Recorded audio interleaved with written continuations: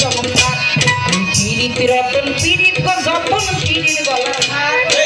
প্রেম করিয়া যে ময়ূরাছে সফল জনমদার পীড়িতি করে দৌড়ে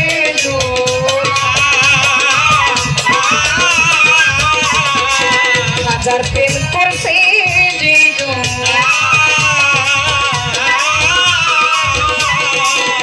জগতে প্রেম করিয়া ময়রা গেলে কয়ার সুপা গো প্রেম করিয়া জানুতি ময়রা গেলে দয়ালি লোকে তাদি দেবী তুই বাজারে কি যাবি দৌড়ায়া ওরে প্রেমের বাহারি বুঝি হইয়া যায় রে প্রেমের বাজার বুঝি হইয়া যায় প্রেম বাজারে কে যাবি রে তোরা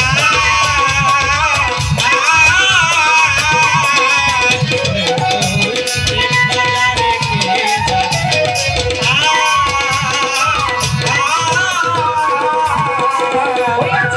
বেশ তো ভালো চলছে পাল্লা পাল্লা বন্ধ না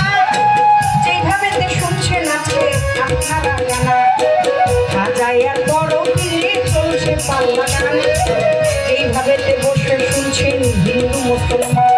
আজ এমনি করে সুন্দরভাবে থাকি রে উভয় শিল্পীর জীবনী কথা বলা হবে সব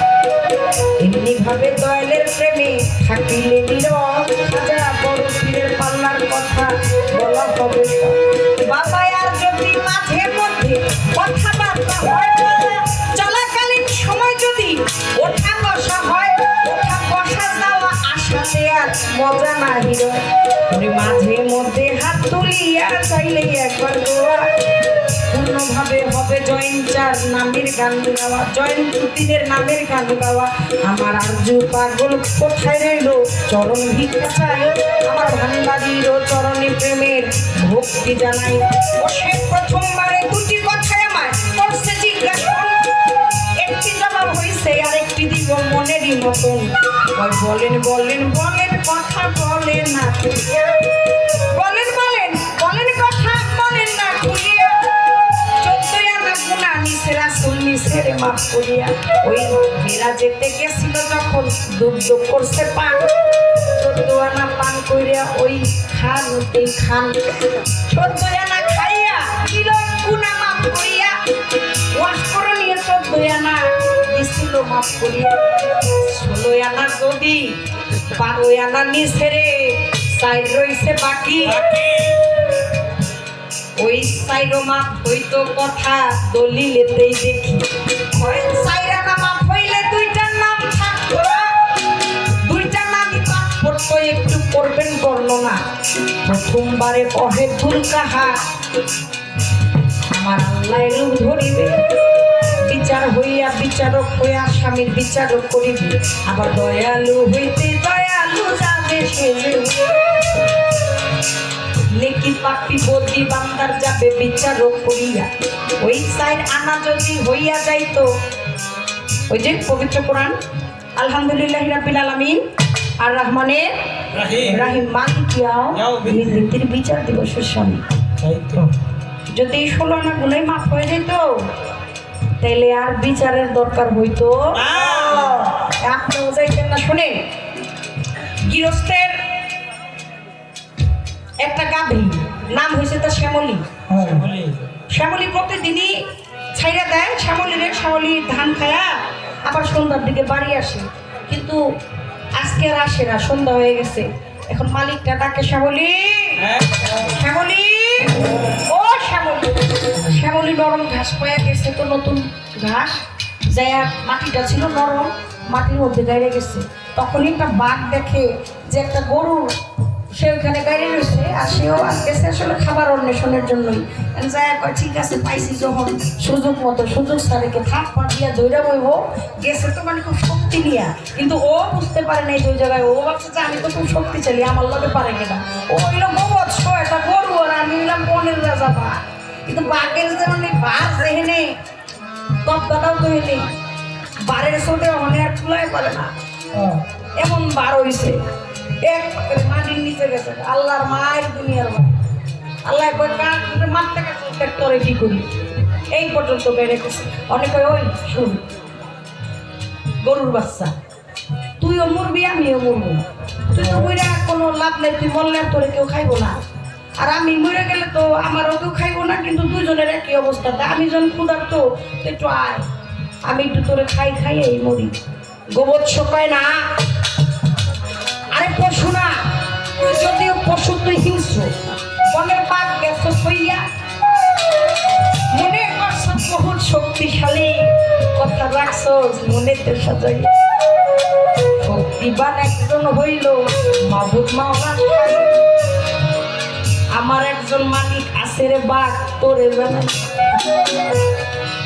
যখন দেখবে আমার মালিক আমি শ্যামলি বাড়ি যাই নাই,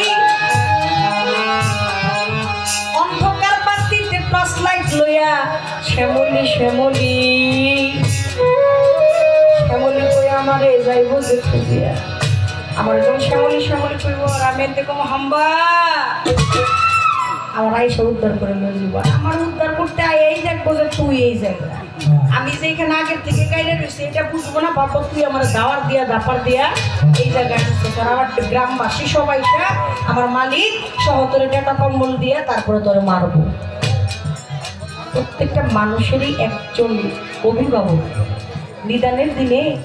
যদি আপনারা শ্যামলি কেউ টাকার মতো না থাকে তাহলে আর সেদিন আপনার উদ্ধার হওয়ার মতো রাস্তা নাই। শুনেন, একজন মানুষ যদি মনে করে, একটা বাচ্চার কথাই চিন্তা করেন, ছোটবেলা বাচ্চা কাচ্চা অনেক দুষ্টামি করে, লিখতে চায় না, পড়তে চায় না, খাইতে চায় না, বলতে চায় না, জানা আর জানা। আমার ব্যক্তিগত জীবনে তো আমি একজনের জন্য নি, মানে সব কিছু ভালো, খাওয়াইতে গেলেই যত রকমের অসুবিধা, সব কিছু এত ভালো, কিন্তু কোনোভাবেই আল্লাহর বান্দার নবীর উম্মত তারা খাওয়ানোই যায় না, সে খাইবই না, খাইতে গেলেই তার নানান বাহানা। আমি তো মা, আমি তো বুঝি যে না খাইলে অসুস্থ হয়ে যাবে, ও না খাইলে খাবারটা আমি খাইতে পারি না। একটা সন্তান যদি বুঝতো যে আমি খাবো, আমার শাসন করার মতো কেউ নাই, আমি স্কুলে যাব, আমার শাসন করার মতো কেউ নাই, আমি পথভ্রষ্ট হয়ে যাবো, আমার শাসন করার মতো কেউ নাই, তাইলে ও মানুষ হইতো না। অভিভাবক ছাড়া, গার্জিয়ান ছাড়া, তেমনি আপনি আর আমি যদি চিন্তা করতাম আর এটা মনে করতাম যে যা করতেছি সবকিছু কইরা পার পায়ে যাইতাছি, বিচারের কোনো মালিক নাই, তাইলে আর পাপাচার বিচারের অভাব থাকতো। এমনিই তো মানি না, তাই তো 12 আনা মাপ হয়ে গেছে, 4 আনা রয়েছে, তারপরে তো আমার নাই ইমান নাই, আমারও নাই ইমানও নাই। যেই নবী করিম সাল্লাল্লাহু আলাইহি সাল্লামের জন্য, আমার দয়াল নবীর জন্য এই নিখিল বিশ্বটাকে সৃষ্টি করেছে, আপনি আমি প্রত্যেকে আসছি, এরা আল্লাহরে মানে, আল্লাহ রাসূলকে মানে।